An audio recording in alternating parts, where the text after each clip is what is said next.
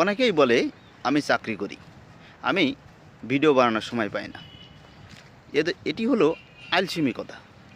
কারণ ফেসবুকে ভিডিও বানাইতে তেমন খুব বেশি একটা সময়ের প্রয়োজন হয় না। একটি ভিডিও বানিয়ে সেটি এডিট করতে খুব বেশি সময় দরকার হয় না। আপনি যখন অফিসে যাচ্ছেন, আপনি একটি মাঠ পাইলে বা আশেপাশে সুন্দর কোনো প্লেস পাইলে সেখানে দাঁড়িয়ে যান। সেখানে দাঁড়িয়ে আপনি ভিডিও তৈরি করে ফেলুন এবং সেই ভিডিওটি খুব সহজে বিভিন্ন সফটওয়্যারের মাধ্যমে আপনি এডিট করে ফেলতে পারবেন। এবং যদি আপনার কাছে স্ট্যান্ডার্ড লেভেলে ক্যামেরা থাকে, মাইক্রোফোন থাকে, তাহলে তো কথাই নাই।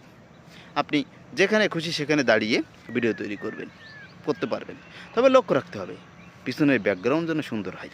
সেই পাশাপাশি আপনি যে রিলেটেড ভিডিও তৈরি করছেন সেটি যদি শিক্ষণীয় হয়, তাহলে ওই ভিডিও থেকে মানুষজন কিছু শিখতে পারে।